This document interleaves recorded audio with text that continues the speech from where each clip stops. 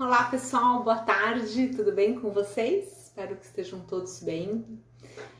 Vamos lá começar mais uma live de hoje. Hoje eu vou falar sobre questões para vocês destravarem o projeto de loteamento de vocês, certo? Então, para quem ainda não me conhece, eu sou a Tatiana Rocha e eu ajudo arquitetos e engenheiros a entrarem nesse mundo de projeto de loteamento, vencerem o desafio que é entrar nessa área e projetar um loteamento, mesmo que não tenha nenhuma experiência prévia, começando a partir de agora, tá bom? Então, para quem não sabe, tá rolando o workshop de projeto de loteamento. As aulas já estão no ar, a aula 1 foi liberada ontem e amanhã, quarta-feira, vai ser liberada a aula 2. Tá? Nessas aulas eu dou bastante conteúdo, várias dicas ali bem práticas, e eu propus também uma atividade prática para quem assistiu a aula. E para conseguir o material precisa entrar no grupo do Facebook ou do Telegram, tá bom? Os arquivos estão sendo disponibilizados lá. Então hoje eu vou falar um pouco mais sobre essa questão do início do projeto de loteamento, tá? Vou dar mais exemplos práticos da questão de projeto e também tirar dúvidas de quem tiver assistido a aula 1 e tiver ficado com alguma dúvida. Por enquanto acho que não, né? Mas podem ir colocando aqui, quem quiser, tá? Já ir colocando as dúvidas, pode ir anotando que depois eu vou lendo, combinado? Então vamos lá. Para começar a projetar um loteamento, o que eu sempre recebo de dúvida, assim, de pergunta, acho que 50% das perguntas que eu recebo tem a ver com a questão da legislação, né? Como que eu começo a projetar legislação difícil, legislação, enfim. Legislação é sempre complicada, é sempre um bicho de 7 cabeças. Mas ela não é assim um bicho de 7 cabeças tão grande, na verdade. Ela é um bichinho pequeno, se a gente dominar o assunto, entender o que acontece. Então, se você sabe... o primeiro ponto, na verdade, para a gente dominar a legislação é saber quais leis a gente tem que procurar na internet. Hoje em dia, assim, é infinitamente mais fácil a gente achar legislação. Quando eu comecei a trabalhar nessa área, há 15 anos atrás, a internet não era tudo que ela é hoje e a gente não conseguia achar a legislação de um jeito fácil, como a gente acha hoje, tá? Hoje é muito fácil, a gente dá um Google, a gente acha a legislação. É muito fácil achar mapa, zoneamento, enfim. Antigamente isso era bem mais difícil, era mais complicado. E teve N vezes que eu comecei a projetar sem ter a legislação, porque tinha que pedir para um apoio local, a baixar a lei, achar a lei, né? Vinha pelo correio, ou alguém tinha que ir lá buscar a legislação, tirar xerox na prefeitura, trazer de volta. Já existia a internet, mas as coisas elas não estavam na internet, né? Do jeito que elas estão hoje. Hoje é o contrário, né? Tudo está na internet, não tem nada que está fora da internet. Então hoje a mentalidade, né? A forma mudou completamente. E isso torna muito mais fácil o nosso trabalho, porque a gente consegue consultar a legislação com muita facilidade. Então, assim, não é desculpa começar a estudar uma área, trabalhar numa área sem ter lido a legislação. E é extremamente importante começar pela legislação, porque a informação que está ali na lei é o que vai embasar todo o projeto, né? Não tem nada que a gente não pode desenvolver um projeto sem ter certeza do que está definido na lei. E qual que é o ponto também principal, tá?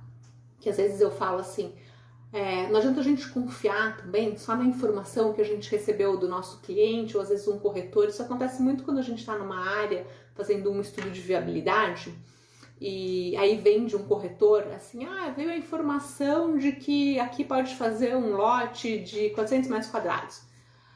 Tá, só que assim, veio a informação, você precisa ir lá na lei e conferir no zoneamento qual é a zona, se tá escrito isso mesmo.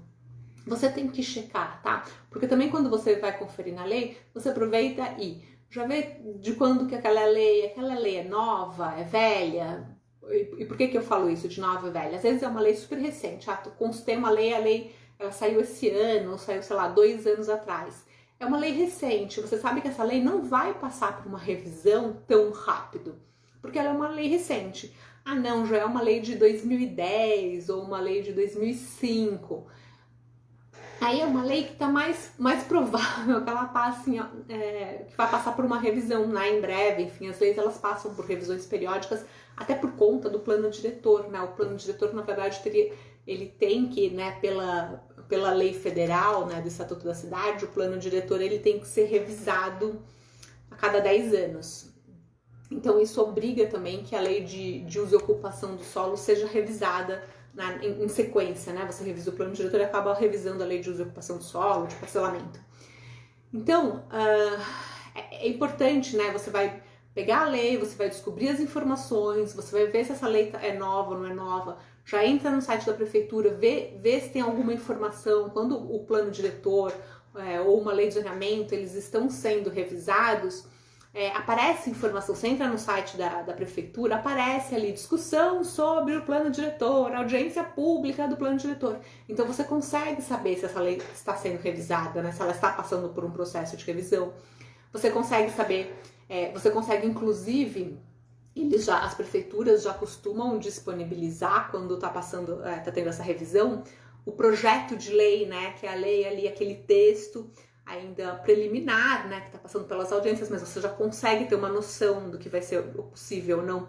Se esse for o caso, você está com uma área que tem uma lei que está nesse processo de revisão, você vai seguir a lei atual que existe, certo? Porque é aquela que existe que está aprovada. Se você for dar entrada no seu projeto, é com aquela lei que vai ser analisado. Mas você pode, e eu diria até deve, pegar o projeto de lei e ler esse projeto de lei. Por quê? Porque de repente pode ter alguma alteração na sua área. Vamos imaginar aqui, eu gosto sempre de dar exemplo prático. Então, você tem lá na sua área e a sua área tem um lote de 300 metros quadrados. Mas nesse projeto de lei vai ter uma alteração e o zoneamento da sua área vai passar para um lote de 250 metros quadrados. Por exemplo, talvez te interesse, e aí talvez até te interesse esperar um pouco, aguardar a revisão desse zoneamento para conseguir o lote menor para conseguir trabalhar. Ou talvez você até comece a trabalhar, tal, mas você não vai dar entrada na prefeitura, né? Assim, começar com o processo de aprovação, né? Você começa a estudar e vai esperando essa lei ser aprovada para você se beneficiar da alteração do zoneamento. Ou ao contrário, pode ser que o lote atual seja 250 e na revisão esse lote vai passar para 300 e você quer fazer o 250 e ele vai aumentar. E aí você faz o contrário, você corre e já protocola o projeto antes de ter o plano diretor aprovado novo, para garantir, né, que se você dá entrada no processo e tiver com a lei, né, quando você dá entrada no processo é a lei que tá valendo, né, então nesse momento, entrei no processo, nesse momento é a lei de 250 metros quadrados, é essa lei que vai valer. Até eu terminar de aprovar, passar por todas as etapas, blá blá blá, blá talvez a lei tenha mudado. Pode ser que sim, mas como você deu entrada no processo com a lei anterior vigente, é aquilo que vai valer, né? Você vai continuar no lote de 250 metros, tá? Então é importante, não só na hora que você procurar a legislação, verificar isso, né? Verificar se tá tendo alguma revisão dessa lei e se tiver, você ler e acompanhar e saber se vai ter alguma alteração no seu zoneamento, tá bom? É bom também ler todo o resto da lei, porque às vezes tem outras alterações, né? Pode ser que o município esteja diminuindo o tamanho da quadra, ou sei lá, pode ter alteração em todo o resto da lei. Mas em geral a questão do zoneamento é o ponto mais importante, né? Sobre esse aspecto, pela questão do tamanho do lote, né? O tipo de uso, enfim. Então isso é importante. Quem assistiu já a aula 1 já sabe ali todas as leis que tem que procurar na internet. Eu acho que o jeito mais fácil da gente procurar na internet é digitar o nome da lei e colocar o nome do município do lado, tá? Lembrem sempre de colocar o nome do município do lado, porque aí já vai direcionado pro município, tá bom? Mas vocês podem também ir direto no site da prefeitura ou da Câmara Municipal e procurar o nome da lei. lembrem de baixar todos os mapas. Eu gosto muito de começar a ler a lei lendo os mapas. Então, quando eu baixo a informação de uma área nova, eu baixo toda a legislação e a primeira coisa que eu faço é olhar todos os mapas. Eu abro todos os mapas do plano diretor. Porque assim, vou dizer que tipo 70% da informação que você precisa tá nos mapas, tá? Você já olha, já sabe se é urbano ou rural, você já vai saber qual é o zoneamento. Sabendo o zoneamento, você já sabe o tamanho do lote, você já vai saber se tem ali uma diretriz viária indicada na sua área, ou se tem alguma área verde que tem uma importância tal para o município, que ela está demarcada. O que eu quero dizer com isso? Por exemplo, às vezes tem uma área que não é só rio com área de preservação permanente, tá? O rio geralmente está demarcado no mapa do município, assim, só o córrego não tem a marcação da APP. Mas às vezes ali tem uma vegetação que é super importante, então até para o município já demarcou ali como uma área que tem que ser realmente uma área verde, né? Que você tem que doar. Enfim, às vezes alguma área de uma importância maior para o município, ela já está demarcada no mapa de áreas verdes, tá? Às vezes o próprio sistema viário, não só a questão das diretrizes que eu falei, já sai no mapa, mas também o quadrinho, né? Aquela tabela com a largura das vias também já sai no mapa. Então assim, tem muita informação nos mapas, tá? A gente já dá uma boa olhada nisso, você já entende bastante da área. E aí, voltando na questão do zoneamento, então, a importância, a gente precisa olhar o zoneamento para verificar. Tem essa questão do plano diretor aí que eu falei, né, de você verificar se vai ser alterado ou não.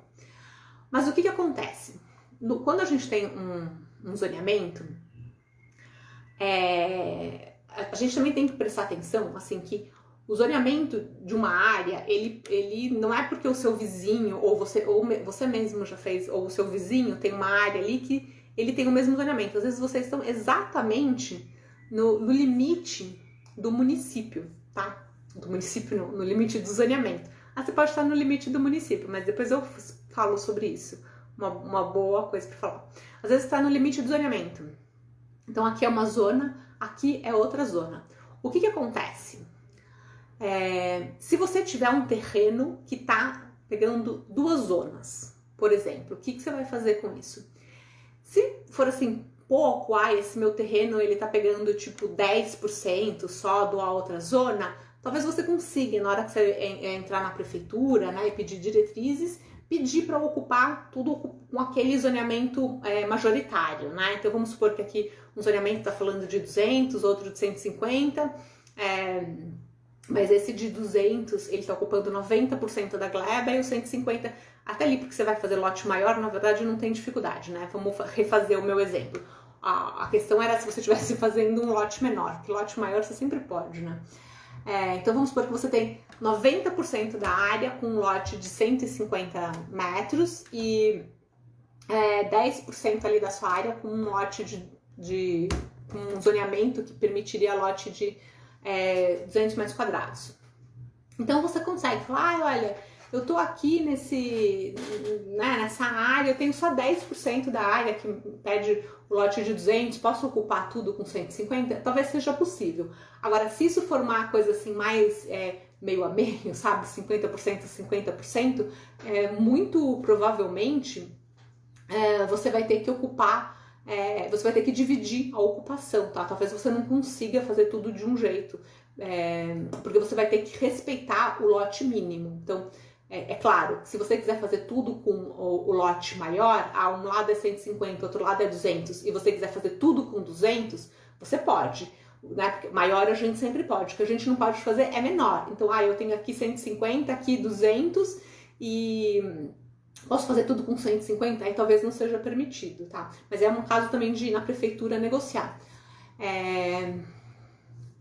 Agora, falando, se for um terreno que está em municípios diferentes, se for um terreno que tiver em municípios diferentes, isso acontece, obviamente você vai ter que ler a lei dos dois municípios, e você vai ter que aprovar aquilo nos 2 municípios. Então você tem que seguir toda a legislação de um, toda a legislação do outro. Você vai aprovar individualmente em cada município. E aí eu até aconselho, até por uma questão de facilidade, né? Na medida do possível, deixa um sistema viário dividindo aquelas áreas, né? Ou se você for ter áreas ali que estão bem no limite do município, deixa a área verde, a área institucional, não deixa nunca um lote em 2 municípios, porque você imagina a dor de cabeça que vai ser para a pessoa, ela tá aqui, ela tá lá, onde que vai cobrar IPTU, né? Muito complicado isso.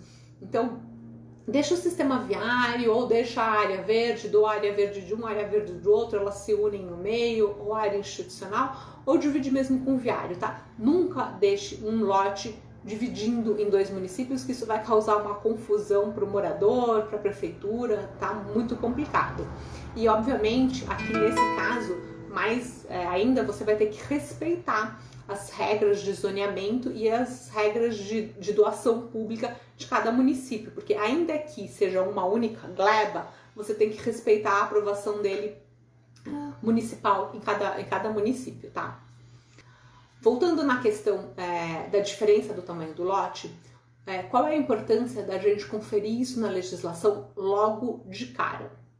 Então, eu tenho lá, estou no meu zonamento vizinho, meu vizinho podia fazer lote de 300, eu também acho que eu posso. E por que você tem que conferir isso? Porque o tamanho do lote, ele define o partido ali da sua ocupação do projeto urbanístico. Se você tem um lote de 300 metros quadrados, talvez você vai fazer um lote que é de 10 por 30 de largura.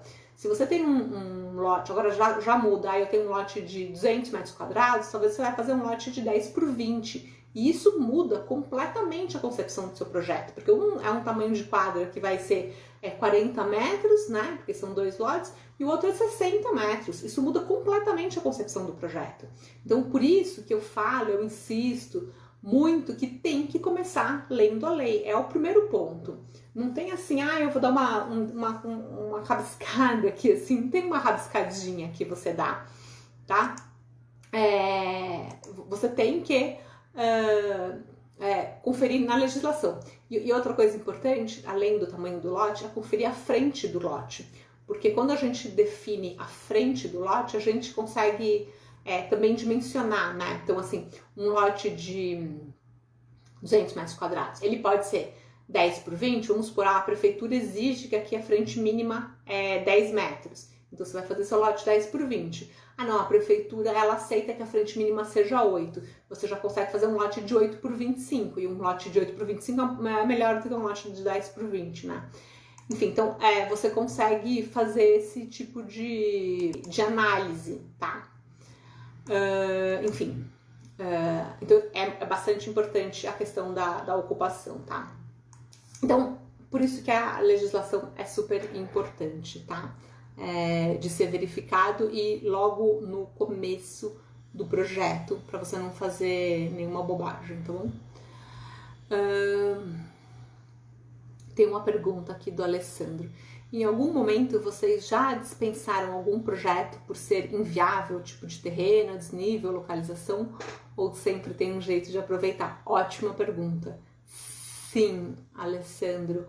Eu faço muito estudo de viabilidade para algumas empresas, né? Tem algumas loteadoras que eu trabalho que eu faço muito estudo de viabilidade. E o estudo de viabilidade, ele é justamente isso. Ele é essa análise inicial para a gente verificar o quê?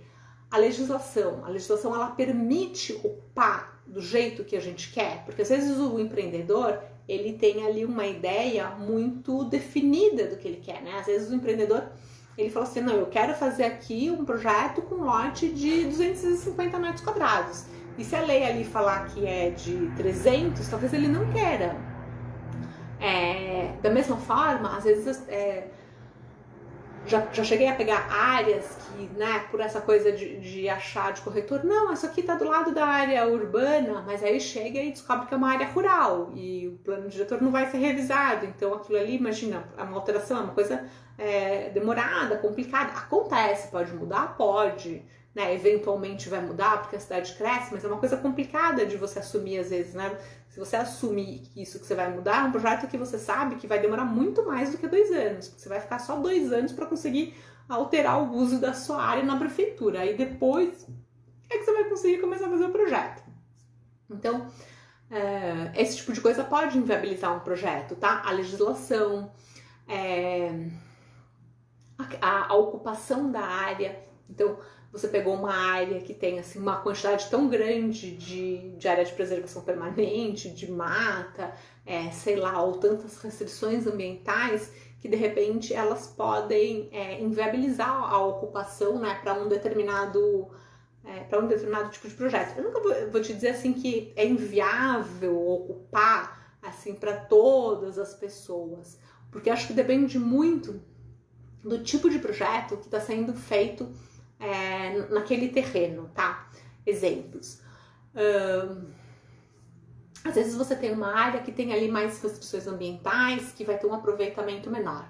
Então, de repente, aquilo para fazer um loteamento popular, em que o ticket de venda do lote ele é baixo, para você ocupar a área, você vai ter que fazer obra, vai ter que ter travessia de APP, enfim, e aí vai dar uma ocupação, uma porcentagem de ocupação pequena e o custo daquela obra vai ser alto. Então, de repente, para aquele lote popular, que tem um ticket baixo, não paga a conta. Mas, de repente, chega uma outra pessoa ali que quer fazer um produto tipo alto padrão e pro ticket que vai ser aquele lote vendido alto padrão, aquela área, apesar de todas as restrições ambientais e de ter que construir travessia e tudo mais, ela é viável, né? Porque tem um ticket mais alto e ali vai fechar a conta. Outra questão também que faz diferença nessa questão da viabilidade é muito a questão do tamanho do terreno, porque terrenos pequenos, você tem mais sistema viário, né? Um lotinho pequeno, você acaba gerando mais sistema viário. Se você tem lotes grandes, você tem menos sistema viário. Então, isso também interfere nesse cálculo, né, inteiro da viabilidade. Então, assim, o melhor dos mundos, sempre, quando o ideal era que todos os empreendedores, na hora que fossem desenvolver um projeto, antes de assinar parceria, comprar a área, fizessem um estudo de viabilidade urbanística, que nada mais que é fazer um projetinho, mas assim, com a base que você tem, sem ter toda ali sem fazer assim ele todo apurado, vai do jeito que a gente indica, né, no projeto. Então, para quem assistiu a aula 1, eu indico ali como que a gente tem que começar, as bases, enfim. Mas às vezes quando a gente faz um estudo de viabilidade, a gente não tem todas essas informações. A gente vai estudar uma foto aérea no Google ali, mais ou menos. Mas é importante fazer essa viabilidade, mesmo que com informações precárias, para ter uma ideia da ocupação e saber se dentro do que eu quero vender, né, do produto que eu quero vender, aquilo vai fazer sentido ou não, se vai ter viabilidade ou não. Então, sim, tem muita área que é descartada porque não deu a viabilidade necessária, tá? Para aquele tipo de produto, tá? De novo, vou repetir. Então, assim, não acho que uma área, quando é descartada, ela não serve para nada. Não, ela não serve para aquele tipo de produto. Uma outra opção, por exemplo, então, de repente, aquela área que tem uma baixa ocupação e vai ter que fazer travessia, custa caro, de repente, quem compra aquele terreno para fazer uma incorporação. Ele vai fazer uns prédios ali, nem precisa fazer travessia de APP. Então depende muito do tipo do produto, tá? Tem que analisar a viabilidade pelo tipo de produto. Então, a pergunta do Roberto: como que você está resolvendo as consultas na prefeitura com a pandemia? As prefeituras estão atendendo.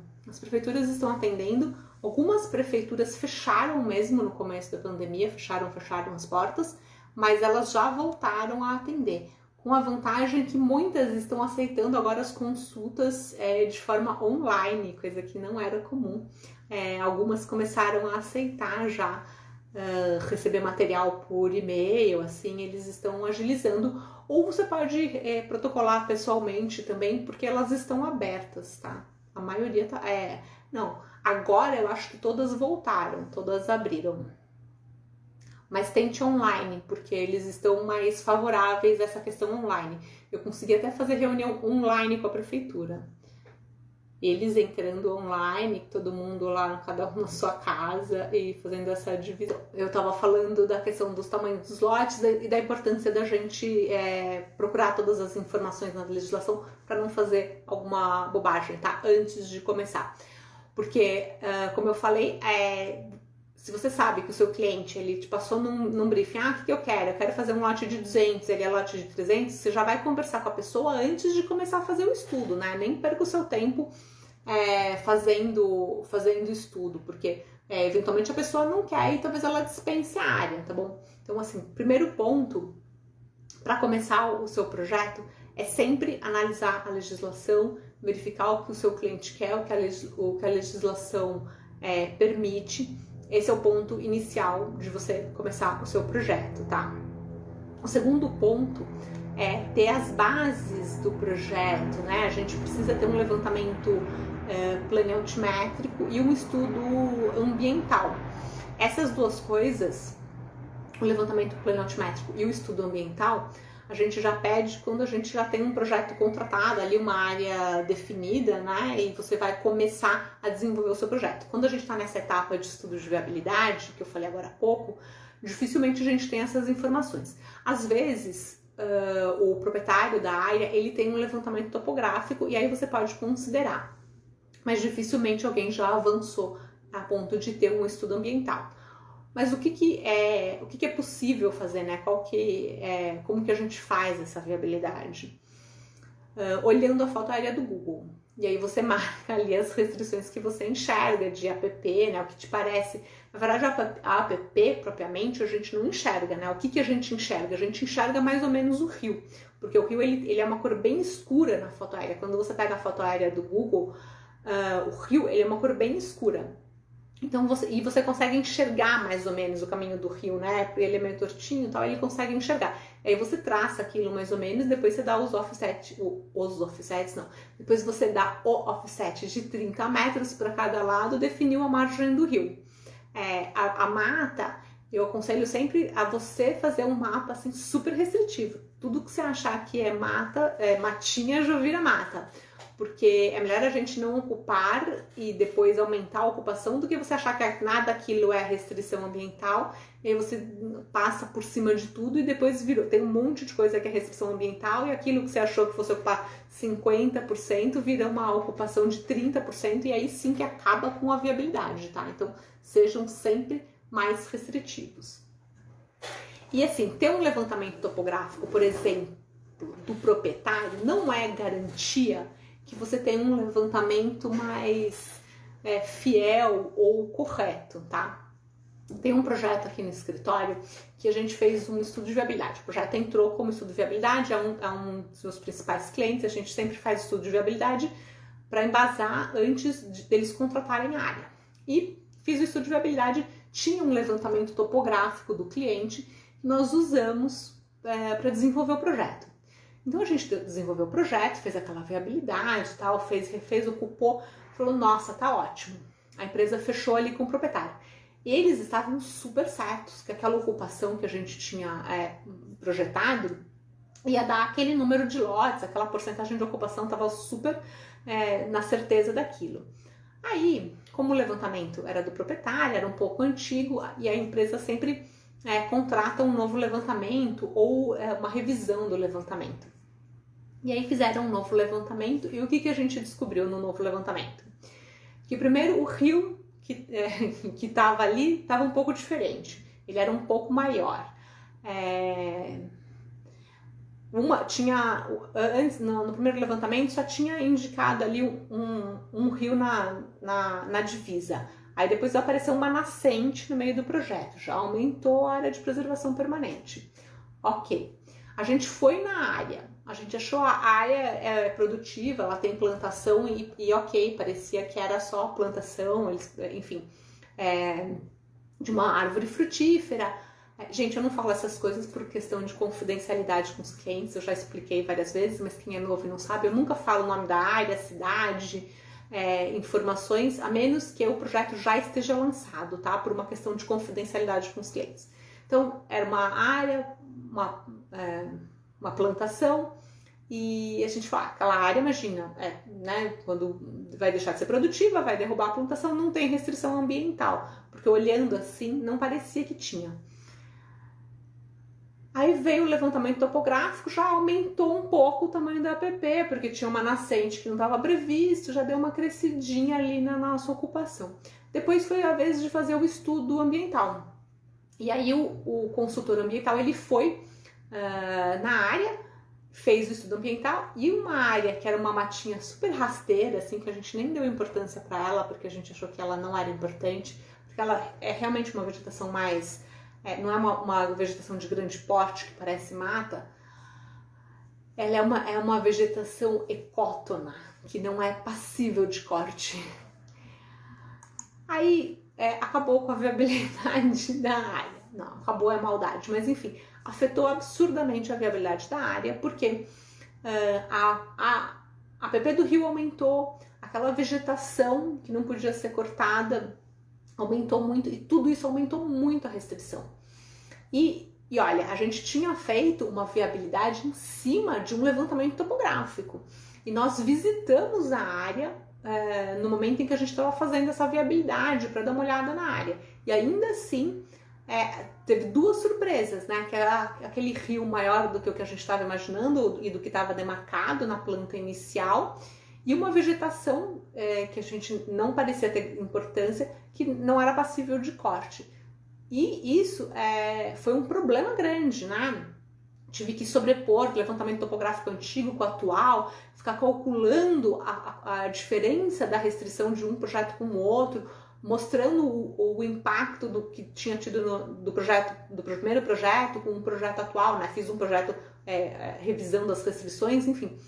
E foi super difícil convencer tanto o meu cliente, porque ele falou, não, essa restrição que aumentou não perdeu tanto lote assim, você está exagerando. Eu falei, não, é isso mesmo, olha só.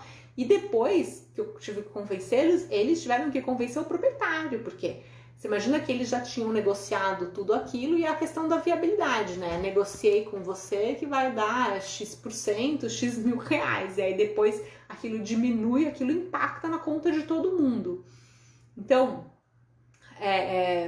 tudo isso para dizer assim que é importante a gente ter as informações para começar a fazer um projeto, a gente ter as informações corretas já do desenvolvimento do projeto, né?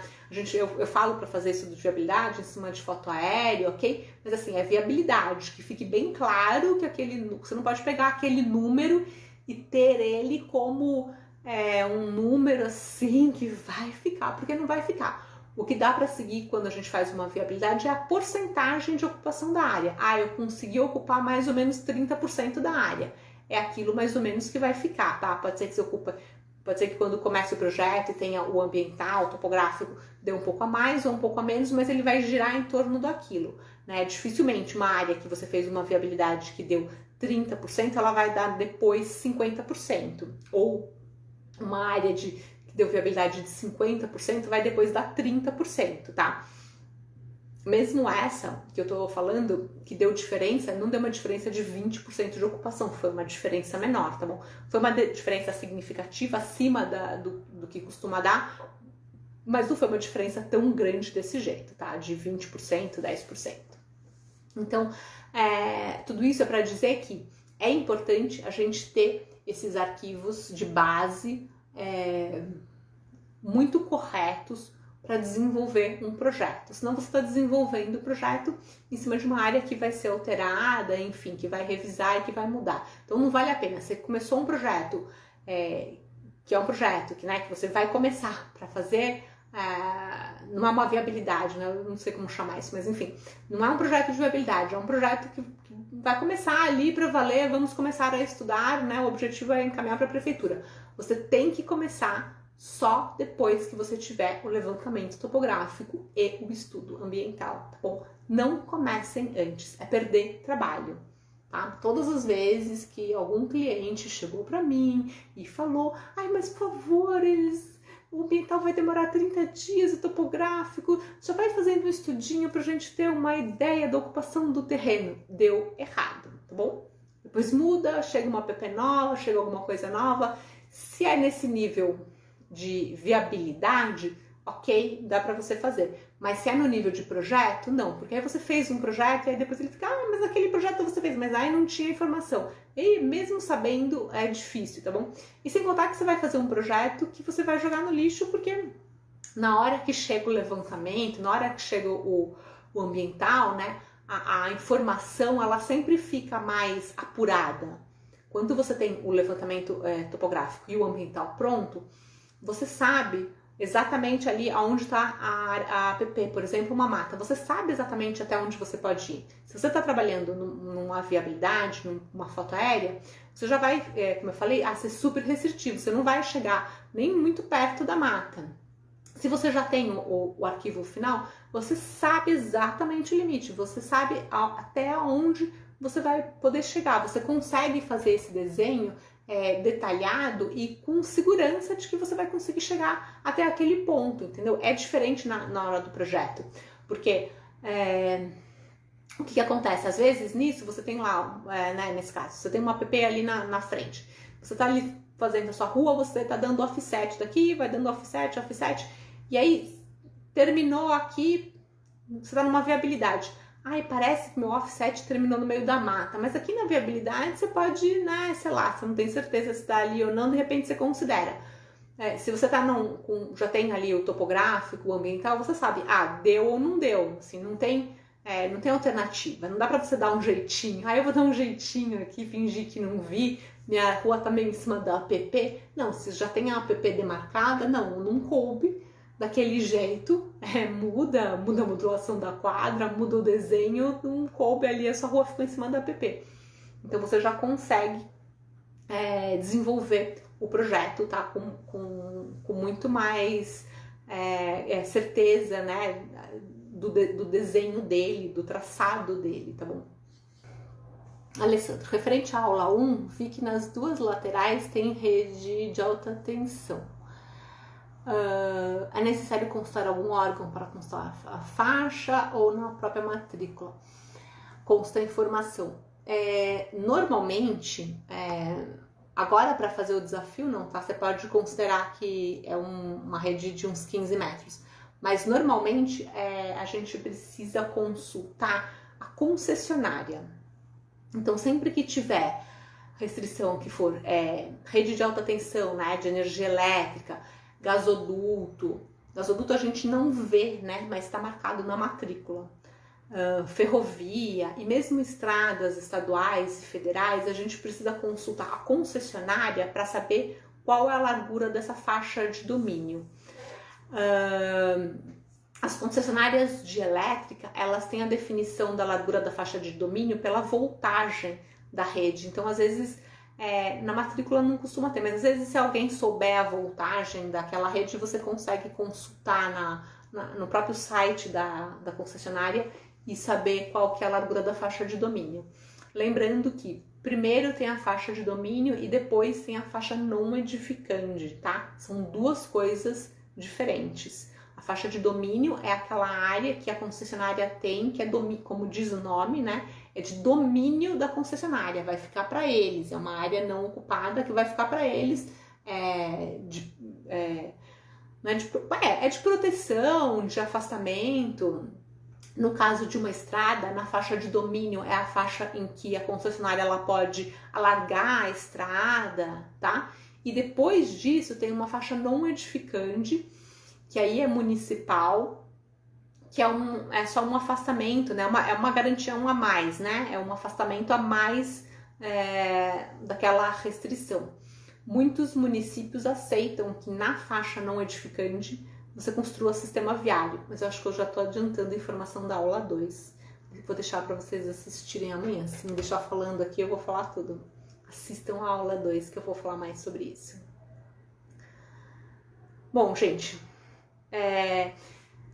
então, resumindo, para a gente começar a projetar uma área, para vocês começarem a desenhar e pensar em qualquer coisa, precisa sempre ter a informação da legislação, busca ali todas as leis, leiam todas as leis, confira se tem todas as leis, nunca dê por garantido, achei o plano diretor, não vou mais procurar nenhuma lei. procure todas, se você não sabe, pode ser que o município só tenha uma lei, mas pode ser que ele tenha todas as leis, procure, leia todas as leis, nunca é demais, a gente perde um tempo lendo a lei, é verdade, não é rápido, mas é a base do seu projeto. Se você não tiver entendido corretamente a lei, todas as informações, o seu projeto vai nascer errado. E assim, muda completamente na concepção do projeto as informações que a gente tem na lei, tá? Como eu dei o exemplo antes, se você tem um lote, uma quadra, que você vai desenhar uma quadra de 40 metros, 50 metros, é diferente de uma quadra de 60 metros, né? Cada uma é diferente. Isso muda a concepção do seu projeto. Então, você tem um pedaço de terreno desse tamanho aqui, se você modular em 40, talvez caiba 3 quadras. Se você modular em 60, de repente só coube 2 ou 2,5, entendeu? Então, assim, ele muda a concepção do seu projeto. Então, não dá para começar sem ter todas as informações da legislação, tá bom? E o outro ponto é ter a base do projeto para você conseguir começar a projetar, né? Isso é uma informação muito importante, uma informação correta, apurada, ali, feita pelos profissionais responsáveis, né, pelo agrimensor que vai fazer a topografia, pelo topógrafo, né, pelo engenheiro responsável pela parte ambiental. Essa informação ela precisa vir dessa forma correta, apurada, para você conseguir começar a desenhar o seu projeto. Caso contrário, vai ser um projeto que você vai fazer, mas vai ser como se fosse uma viabilidade que depois, na hora que chegar a informação, simplesmente talvez você amasse e jogue fora, tá? E isso muda a concepção do projeto. Tem um vídeo que está no YouTube, eu não sei se está aqui no IGTV, mas está no YouTube, em que eu mostro um projeto de Itu que eu desenvolvi, chama Unaitu. Na verdade tem um vídeo, eu acho. A gente começou, às vezes a gente começa porque o cliente pede, mas a gente perde o trabalho. A gente começou a desenvolver o projeto e a gente fez um estudo, a gente fez um traçado urbanístico de ocupação da área e tinha uma APP cruzando a gleba inteira. Então, tem uma APP cruzando a gleba inteira, você pode, obviamente, cruzar aquela APP, porque, enfim, é a questão da falta da alternativa locacional, né? Você tem que, para ocupar o outro lado do seu terreno, você precisa cruzar pela APP. Cruzamos aonde? Cruzamos aonde achamos melhor do ponto de vista urbanístico. Aqui é a entrada, vamos fazer direto pela entrada, faz uma via principal, tal. Fizemos uma ocupação do ponto de vista urbanístico. E tinha ali uma matinha pequenininha, a gente falou, bom, tudo bem, né? Pede a supressão dessa matinha. Quando o projeto chegou no ambiental, o ambiental já tinha mandado o projeto dele pra gente. Na verdade, a gente já tinha a base dele, mas enfim, ele já tinha marcado os trechos de vegetação que não podiam ser cortados, mas ali tinha a questão da falta da alternativa locacional, né? A gente ia ter que cruzar a APP de toda forma. A gente falou, bom, tudo bem, vamos cruzar por esse ponto. Quando o ambiental recebeu o projeto urbanístico, ele olhou e falou assim, não, aqui vocês não vão poder cruzar. Ah, mas por quê, né? A gente vai ter que cruzar em qualquer ponto. Não, mas aqui tem mata. A gente falou, mas tudo bem, não dá para pedir supressão, é a falta de alternativa locacional. Ele falou assim, dá, mas assim, vocês podem cruzar por esse outro canto que não tem mata. Aí vai ser só uma intervenção na APP mesmo do rio, porque quando você faz a intervenção na APP do rio, você vai, né, construir, é quase uma ponte, dar uma aterrada ali no rio, tem que fazer a passagem de fauna, tem toda aquela coisa. Então já é uma intervenção grande, né? Mesmo que você não esteja tirando a mata. Ele falou, não, mas tem esse pedaço aqui que não tem mata. Façam o projeto atravessando por aqui. Ah, mas aqui não é melhor do ponto de vista urbanístico. Ah, mas aqui no meio da mata eles não vão deixar você tirar. Enfim, e aí aquele projeto ele tem um desenho meio estranho, porque a gente teve que passar ali pelo ponto que não tinha mata para aprovar o ambiental, mas não dava para entrar pelo mesmo lado, enfim. Dava para entrar por perto daquele pedaço, porque não dava do ponto de vista da terraplanagem, então a portaria ficou num lugar, a travessia ficou em outro. Ficou um projeto que teve que ser adequado a todas as restrições. Depois vocês dão uma olhada no vídeo, porque no vídeo eu mostro a imagem, se não ficar falando assim fica muito difícil de entender, tá bom? Então é isso, gente. Tem mais uma pergunta aqui. Na alta tensão também tem no edificante? Tem. Depois dos 15 metros de domínio, você tem 15 metros de não edificante, tá bom? Na verdade, a alta tensão, eu tô falando de 15 metros, uma rede de baixa tensão tem 15 metros, outras às vezes tem uma rede maior, tá bom? Um domínio maior. Mas pro estudo que a gente tá fazendo, pode marcar com 15 metros que tá bom. Então é isso, gente.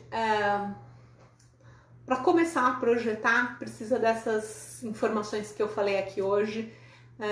Quem tiver dúvida, quem quiser saber mais, assista lá a aula 1 do workshop, eu entro em mais detalhes sobre essa questão da legislação, tá bom? E participem do desafio, eu acho que é uma ótima oportunidade para quem está querendo conhecer esse universo de loteamento, participar do desafio, porque aí vocês vão se colocar assim na posição de estou desenvolvendo um projeto, o que eu tenho que fazer? Aí você vai entender qual que é a questão de procurar a lei, achar a lei, né? A questão de desenhar as facilidades e as dificuldades, assim, se coloquem, né? Comecem a fazer, se coloquem nessa posição de tipo, já tenho um projeto, para vocês verem realmente se vocês acham legal, chato, interessante, tá bom? Para vocês sentirem na pele o que é projetar um loteamento. Então é isso, gente. Aguardo vocês amanhã. Essa semana tem live todos os dias às 3 da tarde, até para complementar aí e poder responder todas as dúvidas do pessoal do workshop. Mais uma vez, bem repetitivo. Se inscrevam no workshop, assistam as aulas vão ficar disponíveis até domingo, mas tentem assistir antes, porque aí dá pra gente ir conversando, tá bom? E quem ainda não me segue aqui no Instagram, me siga também no YouTube, ativa as notificações, assim vocês vão ser avisados dos vídeos novos, vão saber quando que tem live, o tema das lives, enfim, todas essas informações, a gente consegue ter um contato mais próximo. E dúvidas, mandem aí pelos grupos do Telegram e do Facebook. Combinado? Espero vocês então amanhã às 3 da tarde. Tchau, tchau!